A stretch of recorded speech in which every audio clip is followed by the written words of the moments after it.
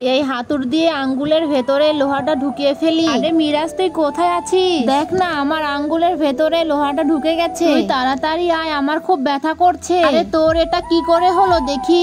আরে আর বলিস না, এই হাতুড় দিয়ে বাড়ি লেগে লোহাটা আঙ্গুলের ভেতরে ঢুকে গেছে। এবার আমি কি করব?